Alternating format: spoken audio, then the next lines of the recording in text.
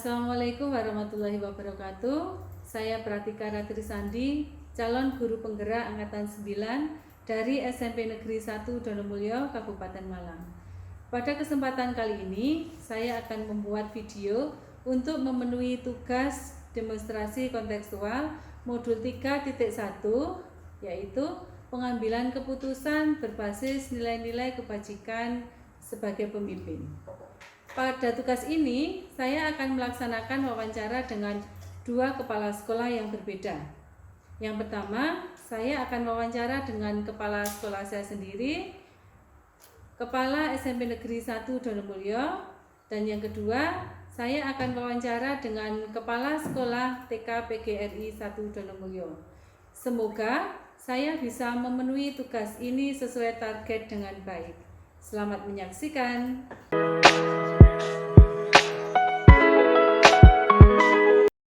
Assalamualaikum Bapak, mohon maaf ganggu-ganggunya.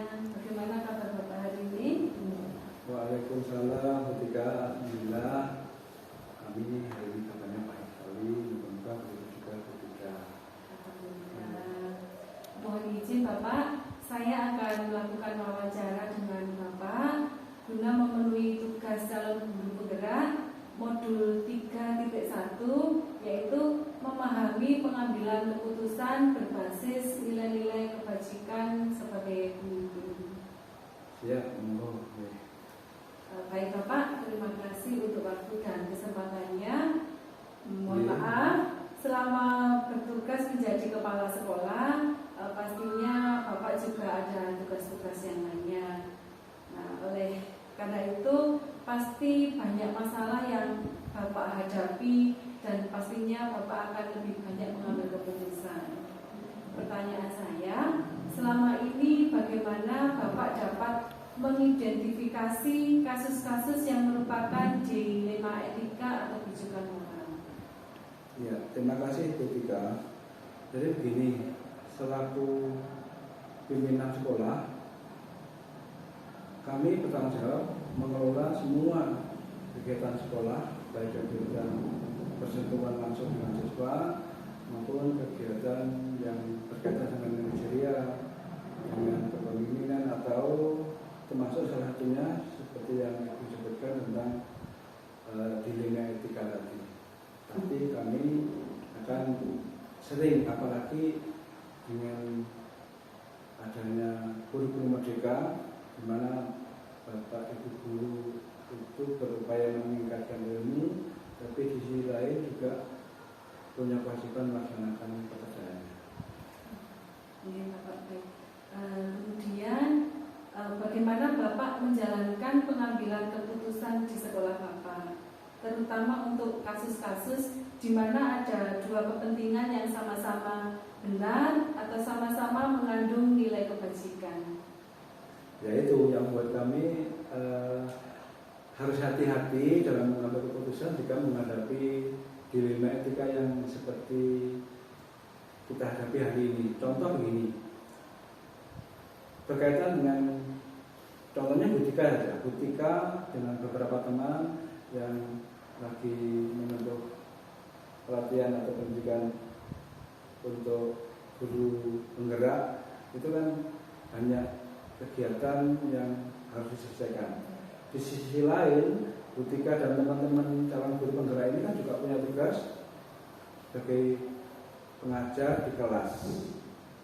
Kami ketika harus mengambil keputusan harus mempertimbangkan dua-duanya. Panjenengan selaku teman-teman itu harus dapat ilmu, karena sebagai guru penggerak yang akan nanti bermanfaat untuk masa depan sekolah dan manfaat pribadi. Tapi tidak boleh anak-anak dirugikan. Makanya kami yang dilakukan adalah satu, mengajak berbicara kepada yang bersangkutan dengan teman-teman yang ikut pendidikan guru penggerak, kemudian berkomunikasi dengan kurikulum tentang penjadwalan dan sebagainya. Yang ketiga, mengkondisikan apakah sarana prasarannya ada kendala untuk pelaksanaan panjenengan sebagai calon guru penggerak. Ya Bapak, langkah-langkah atau apa yang biasa Bapak lakukan selama ini? Ketika kami mendapatkan laporan bahwa ada beberapa teman guru yang menjadi calon guru penggerak, maka kami langsung menghubungi pihak kurikulum, koordinasi mata pelajarannya apa, jumlah jam yang diampu berapa, kemudian ditata, diratakan dengan harapan tidak berbenturan dengan jam mengajar, tapi tetap bisa melaksanakan tugas-tugas sebagai calon guru penggerak. Kalau toh disiasati seperti itu, kalau tidak bisa ya tetap harus mengizinkan kelasnya diampu guru lain dan calon guru penggerak tetap bisa melaksanakan tugas. Baik Bapak, selanjutnya hal-hal apa saja yang selama ini Bapak anggap efektif dalam pengambilan keputusan pada kasus-kasus dilema etika? Yang paling efektif itu kita bertemu antara calon guru penggerak dengan kurikulum dan dengan teman-teman yang lain untuk membuat kesepakatan bahwa guru penggerak tetap melaksanakan pelatihan, kemudian kegiatan mengajar tetap harus jalan. Jika memang berbenturan, dikondisikan dua-duanya tetap bisa jalan, misalnya dengan melibatkan guru piket dan sebagainya. Kemudian hal-hal apa saja yang selama ini merupakan tantangan dalam pengambilan keputusan pada kasus-kasus dilema etika? Tantangannya itu kalau dalam waktu yang bersamaan calon guru penggerak ada kegiatan yang harus meninggalkan sekolah misalnya, itu tantangannya. Tapi tetap selama kita bisa komunikasi baik dengan teman-teman, dengan kurikulum, akhirnya tetap bisa jalan, kegiatan guru penggerak juga bisa jalan. Lalu apakah Bapak memiliki sebuah tata kala atau jadwal tertentu dalam sebuah penyelesaian kasus dilema etika? Apakah Bapak langsung menyelesaikan di tempat atau memiliki sebuah jadwal untuk menyelesaikannya, atau bentuk atau prosedur seperti apa yang Bapak jalankan? Tentang masalah yang dihadapi ketika kita mengambil keputusan yang dilema etika tadi, tergantung apakah harus selesaikan hal itu juga atau bisa dijadwal. Jika memang menyangkut sesuatu yang akan datang, informasi datang lebih awal, kita bisa mengelola dalam bentuk perencanaan waktu, penyelesaian dan sebagainya, ya itu terjadwal. Jika memang tidak, ya apa yang harus terjadi ya kita selesaikan hari itu juga. Lalu berikutnya, adakah seseorang atau faktor-faktor apa yang selama ini mempermudah atau membantu Bapak dalam pengambilan keputusan dalam kasus-kasus dilema etika? Faktor yang utama itu satu, komunikasi yang baik antara calon guru penggerak dengan kepala sekolah, kemudian dengan kurikulum, dengan pihak-pihak yang lain, misalnya guru piket, dengan bapak ibu guru, sehingga semua memahami dan saling mendukung. Jadi faktor komunikasi yang baik, kemudian penjelasan yang masuk akal, yang bisa dipahami oleh teman-teman. Karena bagaimanapun juga ketika seorang guru penggerak itu sudah menempuh pendidikan, tidak sepenuhnya bisa melaksanakan tugas sebagai guru di kelas 100%, pasti akan butuh bantuan orang lain, butuh koordinasi dengan kurikulum seperti itu. Baik Bapak, ini untuk pertanyaan yang terakhir. Semua hal yang telah disampaikan hari ini, pembelajaran apa yang dapat Bapak petik dari pengalaman Bapak mengambil keputusan dilema etika? Ya, terima kasih. Pelajaran yang kami petik adalah satu, kami harus siap dengan perubahan. Di dunia pendidikan, perubahan itu datang setiap waktu dan semuanya itu demi kebaikan anak-anak sebagai generasi muda. Dengan adanya pengalaman seperti ini, ketika menghadapi beberapa dilema etika yang berkaitan dengan teman-teman yang tumbuh kembang mencari ilmu, mengembangkan potensi diri, kami harus merasa bangga dan merasa juga mendapatkan ilmunya, bahwa semua harus siap berkembang. Baik Bapak, jawabannya sangat jelas, sangat membantu kami mengenai apa yang Bapak sampaikan tadi terkait dengan pengambilan keputusan secara bijak. Ini sangat bermanfaat bagi saya. Semoga dengan bimbingan Bapak saya bisa menerapkannya tidak hanya kepada murid-murid, tapi dengan seluruh warga sekolah maupun lingkungan tempat saya tinggal. Terima kasih, semoga sukses, tetap semangat, dan yakinlah bahwa ilmu yang bermanfaat itulah yang akan menjadi catatan nama baik kita. Dan semoga dengan mendapatkan ilmu dan status sebagai guru penggerak bisa menggerakkan semuanya, menggerakkan anak-anak, menggerakkan kepala sekolahnya, teman-teman guru dan lingkungannya. Selamat untuk menyelesaikan pendidikan calon guru penggerak. Terima kasih Bapak. Assalamualaikum. Waalaikumsalam warahmatullahi wabarakatuh. Mohon izin Bapak. Nggih.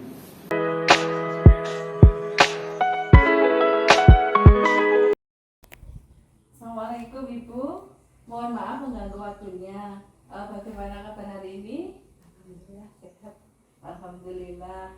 Mohon izin saya akan melaksanakan wawancara dengan Ibu untuk memenuhi tugas calon guru penggerak modul 3.1, yaitu memahami pengambilan keputusan berbasis nilai-nilai kebajikan. Monggo kami siap, tapi mohon maaf nanti kalau ada kata-kata saya yang kurang pas untuk ini nggih. Nggih. Baik Bu, terima kasih untuk waktu dan kesempatannya. Selain bertugas menjadi kepala sekolah, pastinya Ibu juga ada tugas-tugas yang lainnya. Nah, otomatis banyak masalah yang telah Ibu hadapi dan Ibu juga seringkali mengambil banyak keputusan.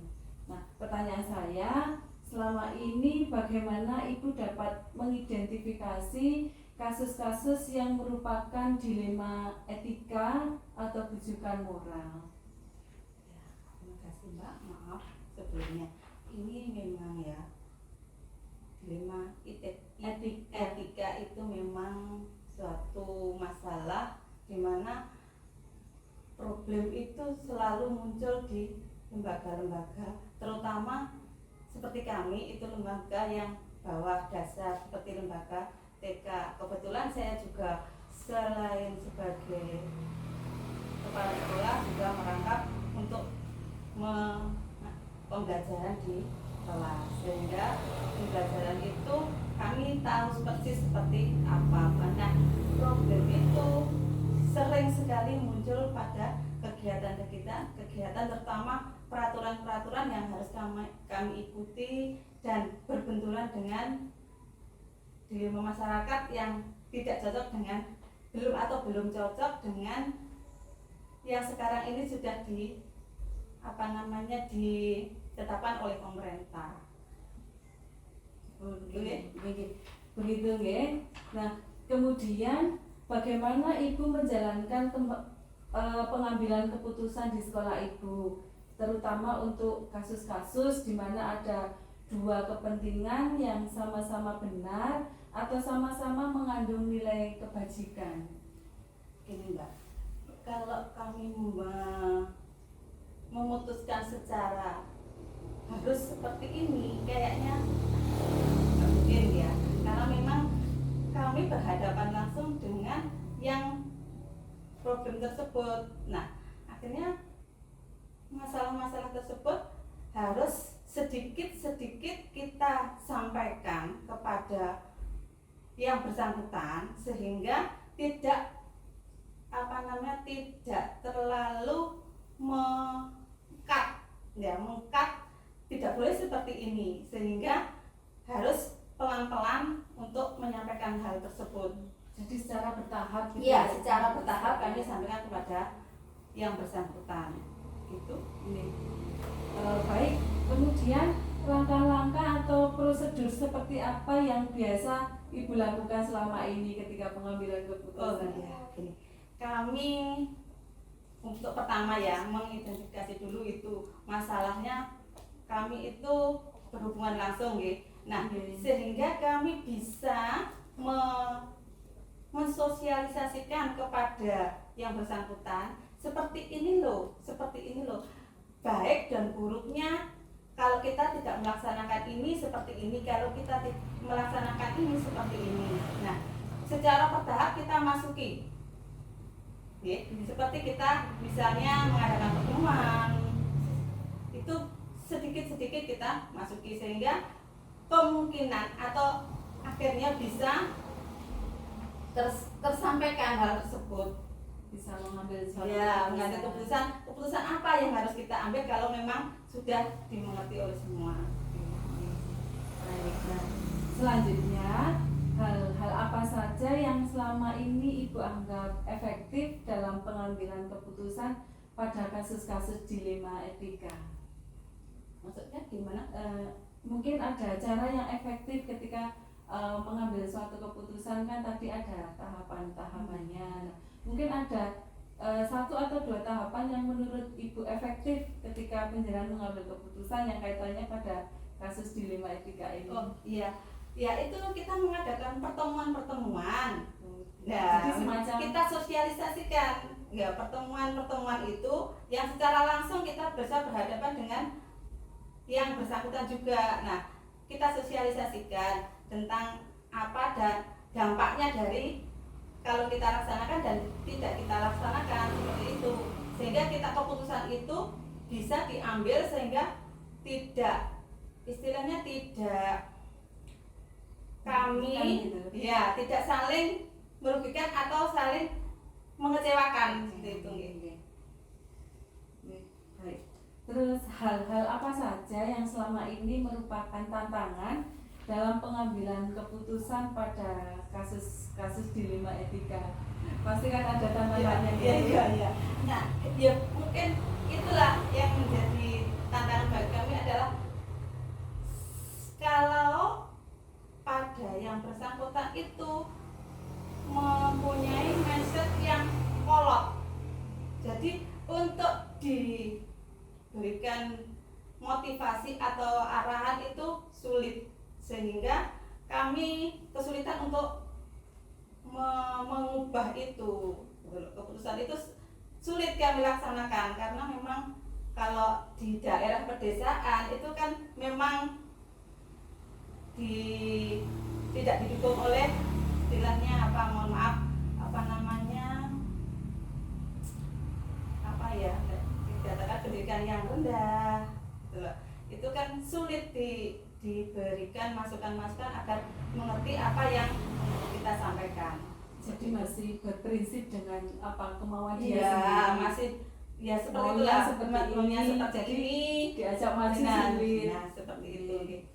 Oke. Lalu apakah Ibu memiliki sebuah tata cara atau jadwal tertentu dalam sebuah penyelesaian kasus dilema etika? Apakah Ibu langsung menyelesaikan di tempat atau memiliki sebuah jadwal untuk menyelesaikannya? Bentuk atau prosedur seperti apa yang Ibu jalankan?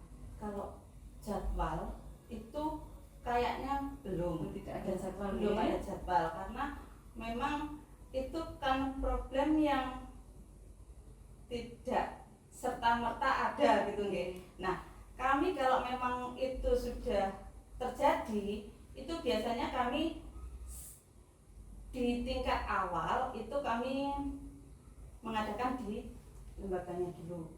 Kemudian ada tingkatan, kami kalau di tingkat lembaga tidak mampu, kami punya atasan, itu bisa misalnya ke dinas pendidikan, kecamatan, atau kalau kami ini kebetulan di lembaga saya adalah di bawah naungan Yayasan PGRI, sehingga kami bisa ke Yayasan PGRI untuk menyampaikan hal-hal yang ada hubungannya dengan hal tersebut. Karena di sana juga ada badan hukum yang menangani hal-hal atau istilahnya menampung keluh kesah dari lembaga-lembaga di bawah naungannya. Seperti itu. Ini Bu. Kemudian adakah seseorang atau faktor-faktor apa yang selama ini mempermudah atau membantu Ibu dalam mengambil keputusan dalam kasus-kasus dilema etika? Ya, kalau seseorang atau beberapa orang itu pasti ya, di lembaga saya itu ada 5 dewan guru yang membantu dan 1 guru pendidik agama Islam, sehingga di situ kami bisa mengadakan musyawarah atau segala macam. Dan kemudian kita juga punya seorang atau apa namanya perkumpulan paling murid yang dipimpin oleh ketuanya. Kebetulan ketuanya itu adalah ketua komitenya, sehingga ketua komite itu kebetulan adalah Bapak RW di sini. Nah, itu sangat mendukung kami, sehingga apapun yang kami problemkan, masalah teknis dan segala macamnya itu sangat mendukung. Alhamdulillah. Kalau di situ kami masih belum bisa, kami bisa mendatangkan dari BPH Kabupaten gitu. Baik Bu, ini pertanyaan yang terakhir ya Ibu. Oke. Dari semua hal yang telah penjelasan sampaikan, pembelajaran apa yang dapat Ibu petik dari pengalaman Ibu mengambil keputusan dilema etika? Maksudnya? Dari apa hal-hal yang tadi jenengan sampaikan itu, ada satu pembelajaran yang bisa diambil mungkin apa yang sudah kita perbincangan hari ini Bu, dari kasus-kasus Ya. tadi. Kalau saya pribadi ya, seperti ini ada pertanyaan seperti ini, mengungkap lagi apa ya yang pernah saya lakukan kemarin itu. Nah, itu menjadi apa namanya motivasi saya untuk kalau ada tindak dulu seperti itu, berarti saya sudah punya patokan, saya harus menghubungi siapa atau harus kepada siapa kami mengungkapkan itu, atau tindakan yang harus kami lakukan Untuk yang iya, berikutnya. yang lain, tindakan yang lain yang kemungkinan muncul lagi seperti itu. Baik Ibu, jawabannya sudah cukup jelas. Apa yang Ibu jelaskan mengenai pengambilan keputusan secara bijak dan bermanfaat bagi saya. Semoga dengan bimbingan Ibu saya bisa menerapkannya bukan hanya kepada murid saya saja, tetapi kepada seluruh warga sekolah maupun ke dalam masyarakat yang luas. Amin. Sekali lagi terima kasih untuk waktu dan bimbingannya Ibu. Mungkin terima kasih, itu saja. Terima kasih untuk kesempatannya. Sekali lagi mohon maaf. Ya, saya sendiri mohon maaf apabila yang saya sampaikan tadi kurang untuk pembelajaran jenengan. Sami-sami. Terima kasih. Sama-sama.